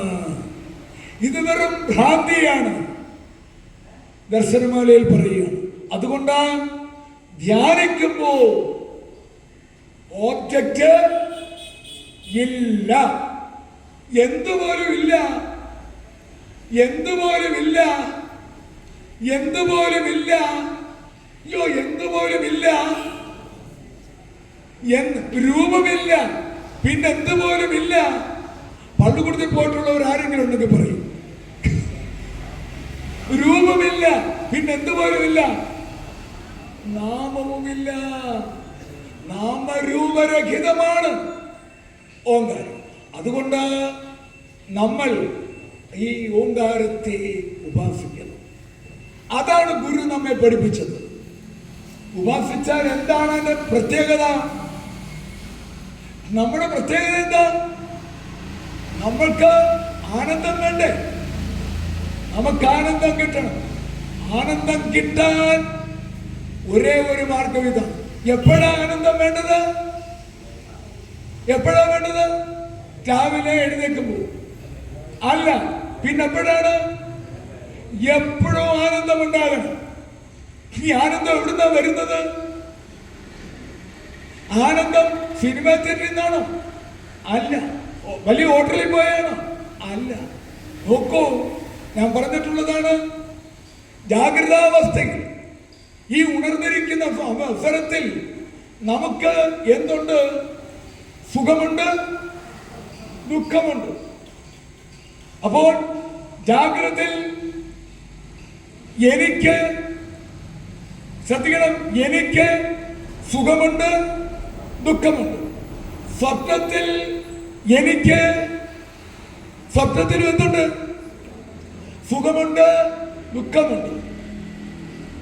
സുഷുപ്തിയിലോ ഉറക്കത്തിലോ?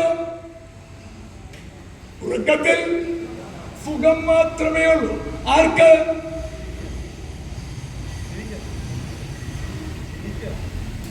ചേട്ടാ, ചേച്ചി ഒന്ന് ശ്രദ്ധിച്ചോളൂ. അഹങ്കാരം. ഞാൻ എൻ്റെ കാര്യം പറഞ്ഞപ്പോ അവിടെ പറയും എനിക്ക് അപ്പോൾ എനിക്ക് ഉറക്കത്തിൽ സുഖം മാത്രമല്ല ഉള്ളു, അല്ലേ?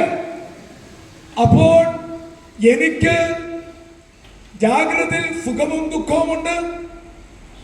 സ്വപ്നത്തിൽ എനിക്ക് സുഖവും ദുഃഖവുമുണ്ട്. സുഷുപ്തിയിൽ എനിക്ക് സുഖമുണ്ട്. സത്യമെന്ന് പറയുന്നത് എന്നും മാറാതെ നിൽക്കുന്നതല്ലേ? അതെ. ജാഗ്രത മാറിയില്ലേ? മാറി. സ്വപ്നം മാറിയില്ലേ? സുഷുപ്തി മാറി. ആര് മാറിയില്ല? ആര് മാറിയില്ല? ഞാൻ മാറിയില്ല. അപ്പൊ ഞാൻ ജാഗ്രതയിൽ സുഖവും ദുഃഖവും, സ്വപ്നത്തിൽ സുഖവും ദുഃഖവും, സുഷുപ്തിയിൽ സുഖം മാത്രം. ഈ മൂന്നവസ്ഥയിലും ഉള്ളത് ഏത് മാത്രമാ അനുഭവം? ഈ മൂന്നവസ്ഥയിലുള്ള അനുഭവം ഏതാ?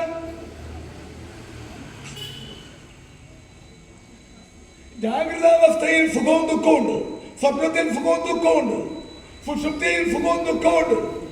ഉണ്ടോ? ഇല്ല. സുഖം മാത്രമേ ഉള്ളൂ. അപ്പൊ മൂന്നവസ്ഥയിലും മാറാതെ നിൽക്കുന്ന അനുഭവം ഏതാ? സുഖം. അപ്പൊ ദുഃഖം രണ്ടവസ്ഥയിലല്ലേ ഉള്ളു, ഇല്ലേ? വെട്ടിക്കളയത് ഇല്ലേ? അത് നിത്യമാണോ? ആ ദുഃഖം നിത്യമാണോ? അല്ല. പിന്നെ കിടന്നുകൊണ്ട് കരയുന്ന എന്തിനാണ്? എനിക്കിങ്ങനെ പറ്റിപ്പോയില്ല ഭഗവാനെ, ഞാനായത് കൊണ്ടാണ്. വേറെ വല്ലവരും ആയിരുന്നുണ്ടെങ്കിൽ എന്തായിരുന്നു? എന്നെ പോലെ ഇത്ര മാത്രം ത്യാഗം അനുഭവിച്ചിട്ടുള്ള ആള് ഇല്ല എന്നൊക്കെ പറഞ്ഞു. വല്ല കാര്യമുണ്ടോ? അജ്ഞത അജ്ഞത. നിനക്ക് ദുഃഖം എപ്പോ മാത്രമേ ഉള്ളൂ? ജാഗ്രതയിലും സ്വപ്നത്തിലേ ഉള്ളൂ. എന്നാൽ ജാഗ്രതയിലും സ്വപ്നത്തിലും സുഷുപ്തിയിലും നിനക്ക് എന്തുണ്ട്? മാറാതെ നിൽക്കുന്ന സുഖം. അപ്പൊ ഞാൻ മാറാതെ നിൽക്കുകയല്ലേ? അല്ലേ? മൂന്നവസ്ഥയിലും മാറാതെ നിൽക്കുന്ന ഞാൻ. അപ്പൊ ഞാൻ അനുഭവിക്കുന്നത് മൂന്നവസ്ഥയിലും എന്താണ്? അപ്പൊ ഞാൻ ഞാൻ ഞാൻ സുഖം, ഞാൻ സുഖം, ഞാൻ സുഖം. ഞാൻ ആരാ? ഞാനാരാ? എന്റെ ഭഗവാൻ, ഞാനാരാ? സുഖമല്ലേ? ആനന്ദമല്ലേ? ആനന്ദം എന്ന് പറഞ്ഞ ഈശ്വരനല്ലേ? അല്ലേ? ഞാനാരാ? മഹാപിളർന്ന് പറഞ്ഞ ഞാനാരാ? ദൈവമാണ്. ഞാൻ ദൈവമാണ്. ദൈവമായ എനിക്ക് എന്തേ ഉള്ളൂ? എന്താ ഉള്ളൂ? ദുഃഖം അനുഭവിക്കുന്ന അച്ഛത കൊണ്ടല്ലേ? അതെ. അപ്പോൾ ദൈവം ആയ എനിക്ക് എന്തേ ഉള്ളൂ? എനിക്ക് എന്തേ ഉള്ളൂ? സുഖമേ ഉള്ളൂ. നിങ്ങളെല്ലാം വലിയ ശ്രീനാരായണീയർ അല്ലേ? ആണ്. രാവിലെ ഇങ്ങോട്ട് പോകുമ്പോഴും വിളക്കം കത്തിച്ചു വെച്ചിട്ട് ദൈവമേ കാത്തുകൊള്ളണം ചൊല്ലിയില്ലേ? ചൊല്ലി. എന്തോ ആദ്യം വിളിച്ചത്? ദൈവമേ. എന്റെ അവസാനം പറഞ്ഞു സുഖം. അപ്പോൾ ആദ്യം പറഞ്ഞ എന്താ? ദൈവമേ. അവസാനം പറഞ്ഞ വാക്കേതാ? ആര്? ആരാ? ആരാണ്? അമ്മയുടെ അതേ സ്വഭാവം. ആരാണ്? ഞാൻ. സുഖമാണ്. പക്ഷേ ആ സുഖം അനുഭവിക്കാത്തതിന് കാരണം എന്താ? അജ്ഞത. ആനന്ദത്തിന് എന്തെങ്കിലും രൂപമുണ്ടോ? ഞാൻ അമ്പലത്തിൽ പോകുമ്പോൾ എന്തൊരു ആനന്ദമായിരുന്നു. അങ്ങനൊന്നുമില്ല. അത് എക്സ്പ്ലെയിൻ ചെയ്യാനൊക്കത്തില്ല. അത് എക്സ്പീരിയൻസ് ചെയ്യാൻ. അപ്പോൾ രണ്ടാമതൊന്നില്ല അവിടെ. അപ്പൊ ധ്യാനിക്കുമ്പോൾ ഓബ്ജക്റ്റ് ഇല്ല. രണ്ടാമതൊന്ന് വന്നാൽ എന്തായി? എന്തായി? ദ്വൈതമായി. ദ്വൈതമുള്ളിടത്ത് രണ്ടുള്ളിടത്ത് എന്തുണ്ടാകും? ഭയമുണ്ടാകും. ഭയമുള്ളിടത്ത് എന്തുണ്ടാകും? ദുഃഖമുണ്ടാകും. അപ്പോൾ ധ്യാനിക്കുന്നവർക്ക് എന്ത് കിട്ടും? മര്യാദയ്ക്ക് ധ്യാനിച്ചാൽ ആനന്ദം കിട്ടും. പപ്പുള്ള കണ്ടോണ്ട് ആര് ധ്യാനിച്ചാൽ പറയത്തില്ലേ? സ്വാമിയാര് വന്നു പറയും കണ്ടോണം ആരുടെ രൂപം? ഡാഷിന്റെ കോമളകളേവർ ഏതെങ്കിലും ഇഷ്ടം ഉള്ള ദേവന്റെ ഇത് കണ്ടോണ്ടിരിക്കാൻ. അത് കണ്ടോണ്ടിരുന്ന പോയില്ലേ? ദ്വൈതമാണ്. ദ്വൈതമുള്ളിടത്ത് ഭയമുണ്ടാകുന്നു. ഭയമുള്ളിടത്ത് ദുഃഖമുണ്ടാകും. ഈ ദുഃഖം ആര് ക്രിയേറ്റ് ചെയ്താണ്?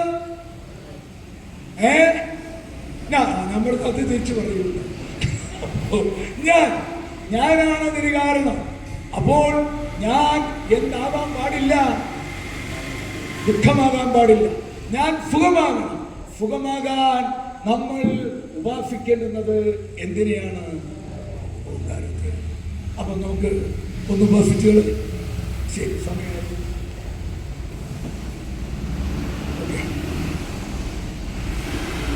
എല്ലാവരും നിവർന്നിരിക്കുക.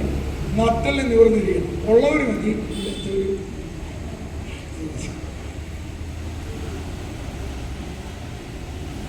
ഇടത് കൈ മടിയിൽ മലർത്തി വയ്ക്കുക. വലത് കൈ അതിന് മുകളിൽ മലർത്തി വയ്ക്കുക. ഞാൻ പറയുന്നത് പോലെ ചെയ്യണം. ഈ താടി ഉയർത്തി വെക്കരുത്. മനസ്സിലല്ലേ? മസിൽ പിടുത്തൊക്കെ ഒന്ന് മാറ്റിയേക്കണം. വളരെ സിമ്പിളായിട്ടിരിക്കണം. ഇവിടെ കണ്ണടയ്ക്കുക. നിങ്ങളാണ്. ഞാൻ കണ്ണടച്ചോളാം. എന്നെ നോക്കണ്ട. ഞാൻ കണ്ണെടുത്തൊന്നും എല്ലാവരും കണ്ണടയ്ക്കുക. കണ്ണ് അല്പവും തുറക്കരുത്. ഒരു കാരണവശാലും എന്തും സംഭവിച്ചോട്ടെ കണ്ണു തുറക്കരുത്. ഇനി നിങ്ങൾ നിങ്ങളുടെ മുഖം കൊണ്ട് അന്തരീക്ഷത്തിൽ ഓമെന്നൊന്ന് എഴുതിയാട്ടെ. മുഖം കൊണ്ട്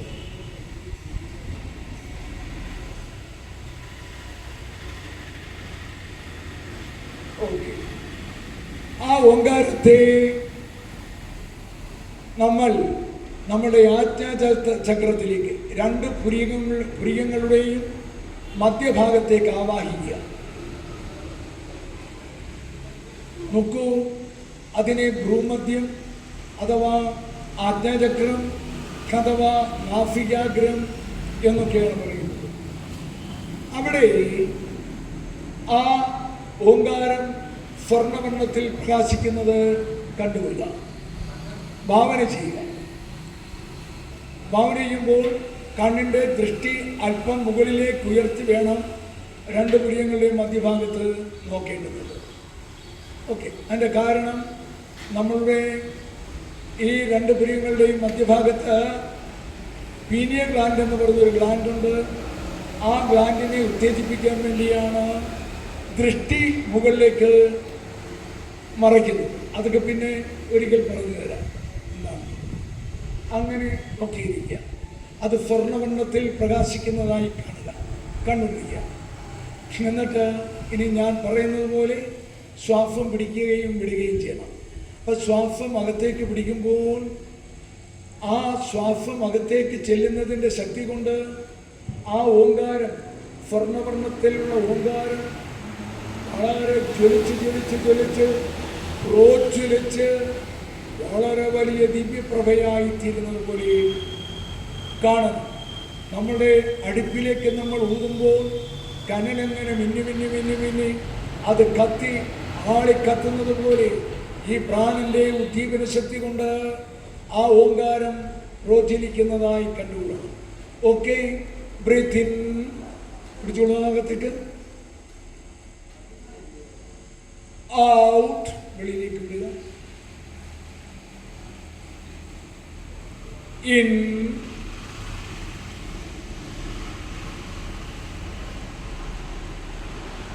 out,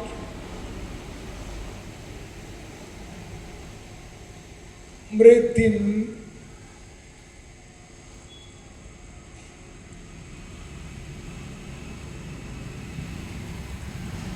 breath out,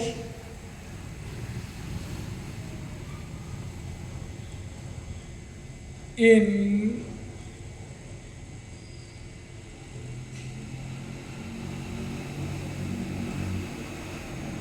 out,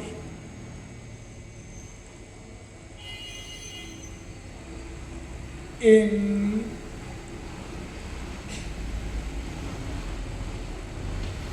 out,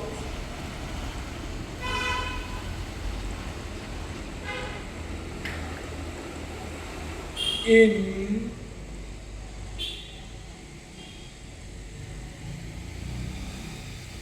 out. Okay. ആ ഓങ്കാരം ഒരു വലിയ തേജോഗോളമായി നമ്മളുടെ ശിരസിനെയും മുഖത്തെയും പ്രകാശമയമാക്കിയതായി കാണുക. ആ പ്രകാശം കഴുത്തിനെയും പ്രകാശമാക്കുന്നതായി കാണുക. ആ പ്രകാശം നമ്മുടെ ഉടലിലേക്ക് പ്രസരിച്ചു ഉടലിനെയും അതായത് ശരീരത്തെയും പ്രകാശമയമാക്കിയിരിക്കുന്നു. ശരിക്ക് ഭാവന ചെയ്യുക. ആ പ്രകാശം കൈകാലുകളിലേക്ക് പ്രവഹിച്ചു കൈകാൽ വിരൽത്തുമ്പുകൾ വരെയും എത്തിച്ചേർന്നിരിക്കുന്നു. ഓക്കെ. ഇതാ നാം ഇപ്പോൾ ആപാദചൂടം പ്രകാശമയമായിരിക്കുന്നു. പ്രകാശത്തിൽ അഗ്നിയിൽ എല്ലാ മാലിന്യങ്ങളും തികച്ചില്ലാതായിക്കൊണ്ട് പവിത്രത സംഭവിക്കുന്നത് പോലെ പരിശുദ്ധീകരിക്കുന്നത് പോലെ ഇതാ നമ്മളുടെ ശരീരത്തെയും മനസ്സിനെയും എല്ലാം തന്നെ ഈ ദിവ്യമായ ബ്രഹ്മപ്രകാശത്താൽ, ഓങ്കാരപ്രകാശത്താൽ പവിത്രമാക്കി പരിശുദ്ധമാക്കിയിരിക്കുന്നു. ഓക്കെ, ഇനി ഫസ്റ്റ് സ്റ്റെപ്പ് ജപ, ഉച്ചം അഥവാ വൈഖരി. ഓക്കെ, ദീർഘം. ഇനി ഞാൻ അകത്തേക്ക് പിടിക്കാൻ പറയുമ്പോൾ പിടിച്ചിട്ട് പുറത്തേക്ക് വിടുമ്പോൾ ഞാൻ ഓം സ്വരിക്കുന്നതോടൊപ്പം തന്നെ നിങ്ങളും ഉച്ചത്തിൽ അത് സ്വരിക്കണം. സ്വരിക്കുമ്പോൾ ആ മൗനത്തെ അങ്ങനെ ശ്രദ്ധിക്കണം. എന്നിട്ട് വീണ്ടും പിടിക്കുക, വീണ്ടും അതേപോലെ വിടുക. അപ്പം ഞാൻ പിന്നെ പറയില്ല പിടിക്കാനെന്ന്. ഓക്കെ, ബ്രീത്ത് ഇൻ,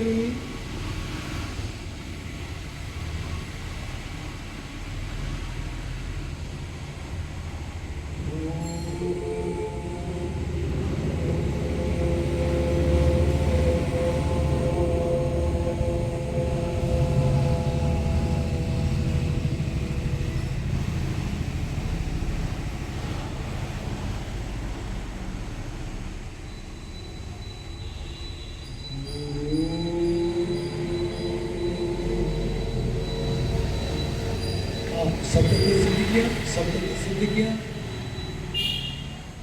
മൗനമായി ഒത്തിരി പിടിക്കുക.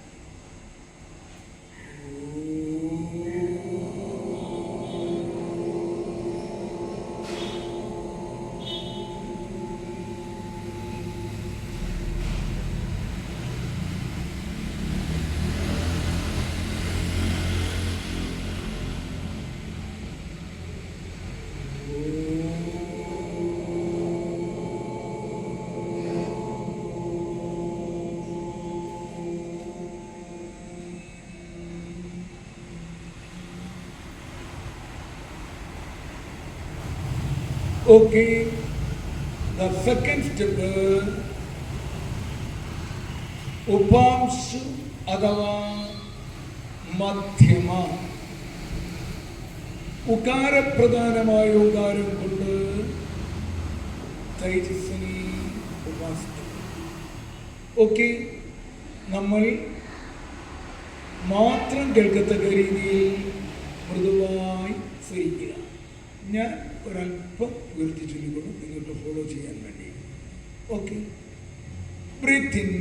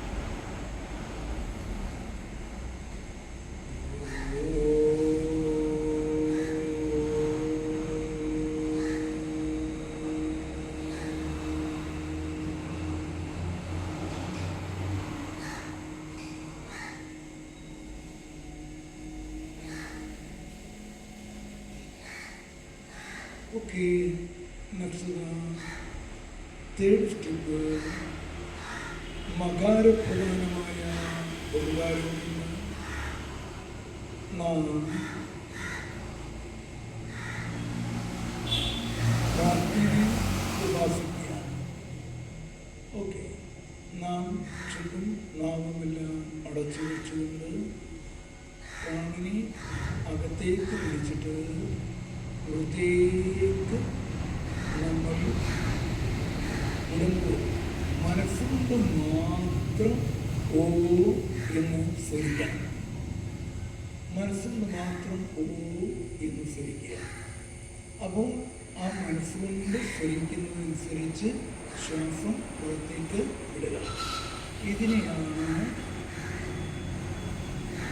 നമ്മൾ പശ്യന്തി എന്ന് പറയുന്നത്. പശ്യന്തി, മനനം അഥവാ പശ്യന്തി. Okay, breathe in,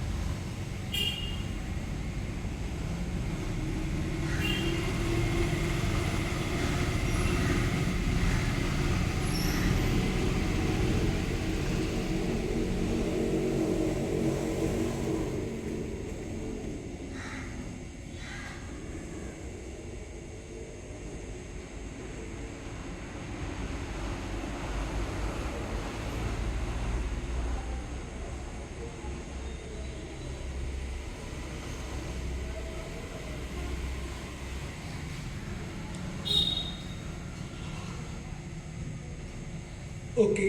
next last step ധ്യാനം അഥവാ പര. ഇതാണ്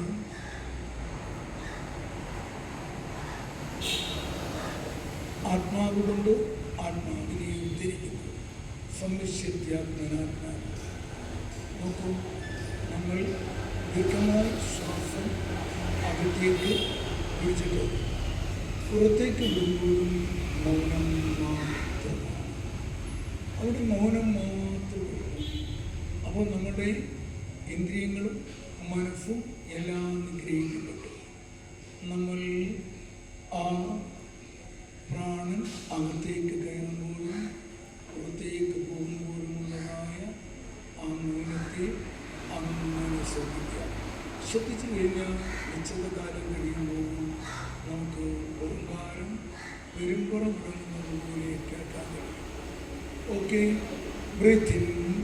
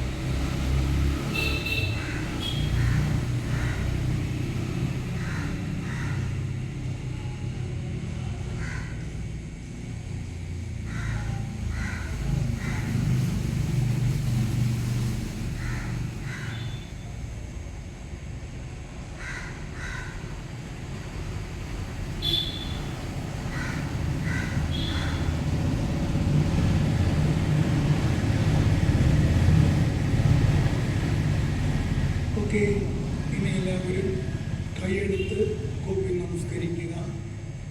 നമസ്കരിച്ചിട്ട് ആ കൈ പരസ്പരം ഒന്ന് ഉരുവുക. പരസ്പരം ഒന്ന് തൂത്ത് കൈയുടെ വെള്ളങ്ങൾ തമ്മിൽ ഒന്ന് ഉരുമിയതിനു ശേഷം ആ കൈകൾ അതേപോലെ മുഖത്ത് വെച്ച് മുഖമൊന്ന് തഴുകിക്കൊണ്ട് സാവകാശം കൊണ്ടു തുറന്നു.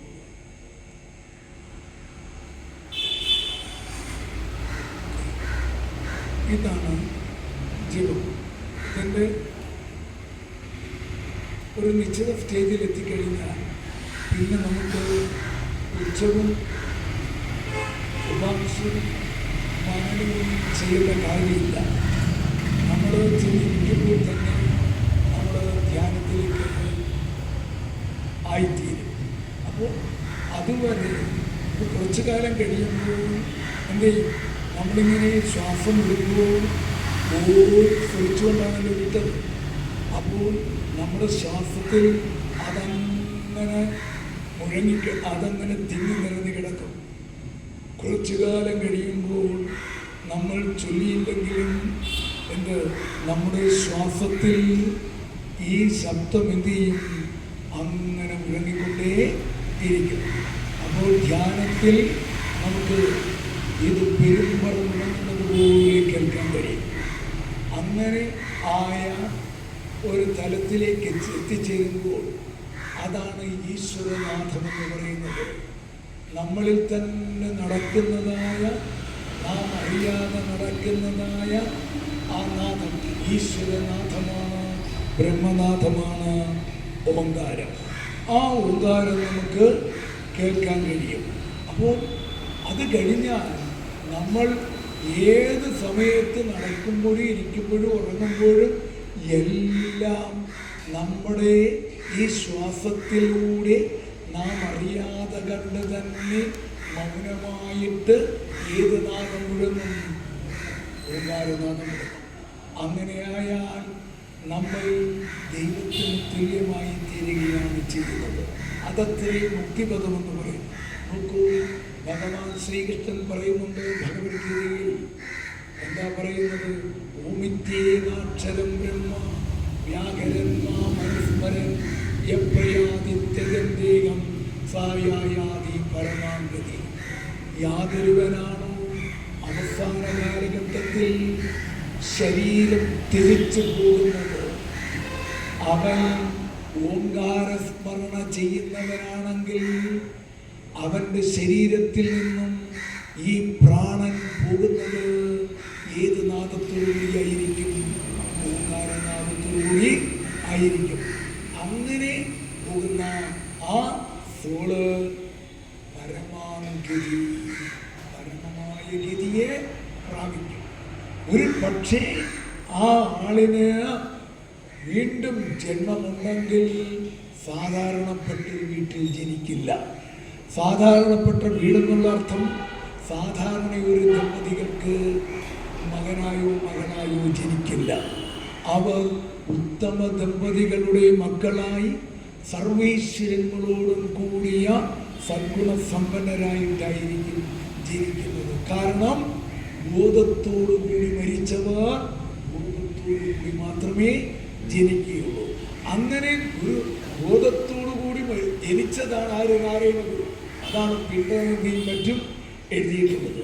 അപ്പോൾ ഏതായിരുന്നാലും അങ്ങനെ വന്നു കഴിയുമ്പോൾ നമ്മളുടെ ഇഹലോക ജീവിതം തന്നെ പ്രയസ്കരവും ശ്രേയസ്കരവുമായി തീരും, നിത്യമായ ആനന്ദമായി തീരും.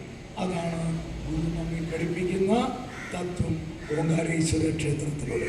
ഏതായാലും ഇന്നത്തെ ഈ ബ്രഹ്മയുദ്ധത്തിൽ പങ്കെടുത്ത നിങ്ങൾക്കെല്ലാവർക്കും ഞാൻ ഗുരുവിൻ്റെ ആ മഹിതമായ ഉപദേശത്തിൻ്റെ സഹായത്താൽ എല്ലാവിധമായ ചൈതന്യവും ആർജിക്കാനല്ല പ്രകാശിതമാക്കാൻ കഴിയുമാറാകട്ടെ. അതിന് എല്ലായ്പ്പോഴും ഗുരുവിൻ്റെ അനുഗ്രഹം ഉണ്ടാകട്ടെ എന്ന് പ്രാർത്ഥിച്ചുകൊണ്ട് ഞാൻ എൻ്റെ വാക്കുകളിലൂടെ അർത്ഥവിരാമം ഇടുകയാണ്.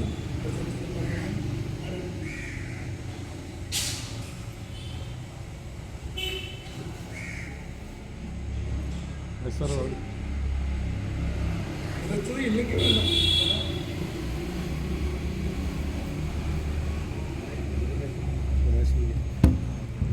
ശരി